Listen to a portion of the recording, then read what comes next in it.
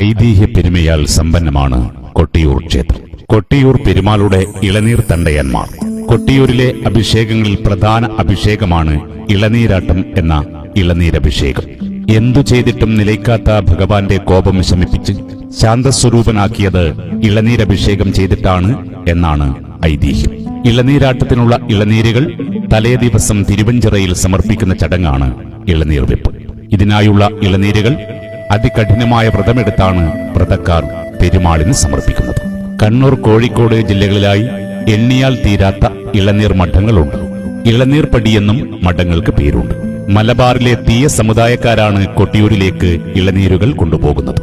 അതിനായി നീരെഴുന്നള്ളത്തിന്റെ തലേ ദിവസം തന്നെ മഠത്തിലെ കാരണവരുടെ കയ്യാലെ കലശം കുളിച്ച് വ്രതക്കാർ മഠങ്ങളിലേക്ക് പ്രവേശിക്കും.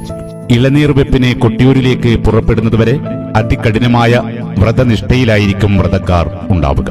ഓരോ മഠത്തിനും ഓരോ കാരണവൻ ഉണ്ടാകും.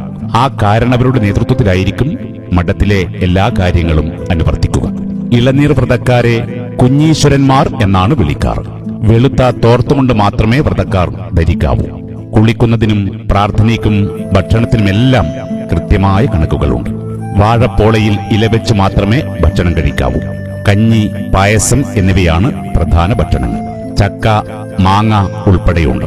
കഞ്ഞി പുറത്തുള്ള ഭക്തർ നേർച്ചയായും കഴിപ്പിക്കാറുണ്ട്. അതീവ സ്വാദാണ് ഈ ഒരു കഞ്ഞിക്കും പുഴുക്കിനും.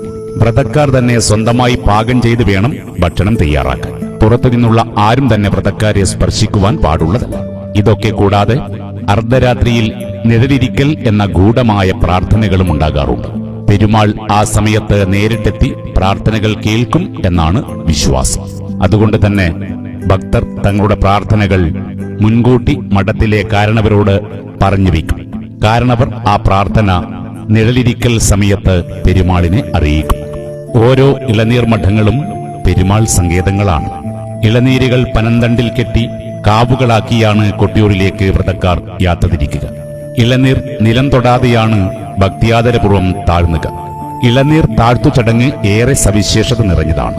ആയിരക്കണക്കിന് വ്രതക്കാരാണ് ഇളനീരാട്ടത്തിന്റെ തലേ ദിവസം തന്നെ കൊട്ടിയൂരിലെ മന്നൻചേരിയിൽ നിലയുറപ്പിക്കുക. ശേഷം രാശി വിളിക്കുന്നതും കാത്തുനിൽക്കും.